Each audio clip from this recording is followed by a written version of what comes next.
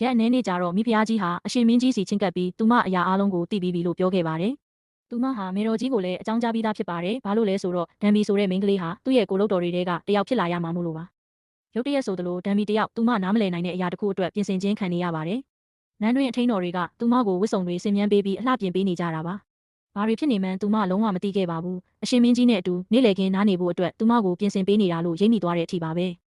ပြီးတော့သူမဟာအရှင်မင်းကြီးရဲ့ပထမဆုံးသောမိန်းမသားဖြစ်လာတော့မှာပါ။ဘာဖြစ်တော့မယ်ဆိုတာကိုနားလည်သွားတဲ့ခဏမှာပဲသူမလန့်ဖြတ်သွားပြီးပတ်ဝန်းကျင်ကလူတွေကြားထဲကနေထွက်ပြေးခဲ့ပါတော့တယ်။အထင်းတော်ကြီးတယောက်ကသူမနန်းတော်ကနေထွက်ပြေးသွားတဲ့အကြောင်းအရှင်မင်းကြီးကိုချက်ချင်းသတင်းပို့ခဲ့ပါတယ်။အရှင်မင်းကြီးလည်းသူမကိုလိုက်ရှာဖို့ထွက်လာခဲ့ပြီးနောက်ဆုံးမှာတော့ရှာတွေ့သွားခဲ့ပါတယ်။ဒါပေမဲ့သူကသူမရဲ့လက်မောင်းကိုဆွဲကင်ပြီးအခန်းတစ်ခန်းလေးကိုဆွဲခေါ်သွားခဲ့ပါတယ်။ဒံဘီကတော့အော်ဟစ်ပြီးညှင်းဆန်နေခဲ့ပါတယ်။ကျမတို့ကိုတငယ်ချင်းတွေအဖြစ်ပဲနေမယ်လို့ပြောခဲ့တယ်လေ။ကျမအသက်19နှစ်ပဲရှိသေးတာအရှင်မင်းကြီးကသဘောကျတယ်လို့ရေမောပြီးပြန်ပြောခဲ့တာက19နှစ်ဟုတ်လား။ဒါဆိုမင်းလူလားမြောက်တာအနည်းဆုံး3နှစ်ရှိပြီပေါ့။မင်းကကလေးမဟုတ်တော့ဘူး။ဒါအပြင်မင်းကမင်းကလေးတယောက်ဆိုတာငါသိနေခဲ့တာကြာပြီပဲ။ငါမင်းကိုမထိရသေးပါဘူးဟုတ်တယ်မလား။ဒါပေမဲ့ဒီညတော့မင်းဒီမှာပဲနေရမယ်။လူတိုင်းကစောင့်ကြည့်နေကြတာ။မစိုးရိမ်ပါနဲ့ငါမင်းကိုအစိမ့်လိုက်ဝါစားမှာမဟုတ်ပါဘူး။အမှန်တိုင်းပြောရရင်ငါမေတော်ကတိတ်ကောင်းပါတာဘယ်သူမှသူ့ကိုအလွယ်တကူဖြောင်းဖြလို့မရဘူး။တနေ့မနက်မှာတော့ဒံဘီဟာဂီတပညာရှင်စီကိုတွားရောက်စကားပြောခဲ့ပါတယ်။သူမကိုသူကမေးခဲ့တယ်မင်းအနာဂတ်ကိုတကယ်ပြန်သွားချင်တာတေချာရဲ့လားဒါပေမဲ့သူမပြန်မဖြေခဲ့ပါဘူး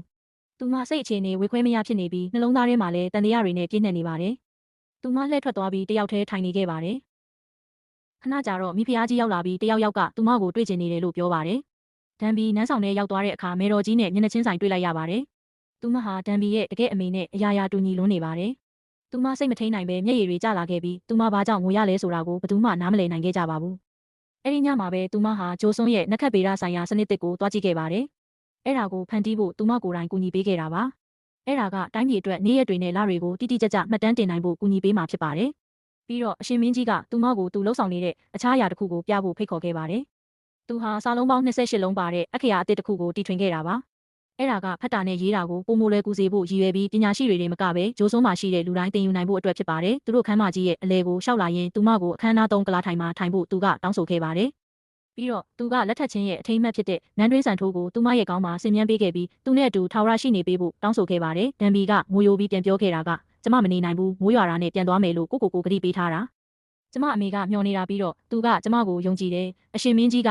ညင်သာစွာပြန်ဖြေခဲ့ပါတယ်။ဒါဆိုလဲသူ့စီသွားတွေ့လိုက်လေပြီးရင်ပြန်လာခဲ့။ဒီမှာအတူတူနေကြရအောင်ဒါပေမဲ့သူမထပ်ပြီးညှင်းဆန်ခဲ့ပါတယ်။သူစိတ်မရှိတော့ပဲဒေါသတကြီးပြောလိုက်တာကမင်းပြောတာမှန်ပါတယ်။အနာဂတ်ကဖျားနာမှုတွေနဲ့ယောဂဗျာတွေပြည့်နေတဲ့ဒီဂျိုဆွန်းထက်ပိုကောင်းပါတယ်။မင်းကြိုက်တယ်လို့သာလုပ်တော့ပြီးတော့သူဟာစိတ်နှလုံးကြေကွဲစွာနဲ့ထွက်ခွာသွားခဲ့ပါတယ်။သူမခန်းမထဲမှာငြိမ်သက်စွာမတ်တက်ရက်ကြံခဲ့ပါတယ်။အဲ့ဒီအချိန်မှာပဲသူမဟာခေါင်းကိုရိုက်နှက်ခံလိုက်ရပြီးသတိလစ်လဲကျသွားခဲ့ပါတော့တယ်။အဲ့ဒီအချိန်မှာပဲတယောက်ကသူမကိုဓာတ်နဲ့ထိုးလိုက်ပါတယ်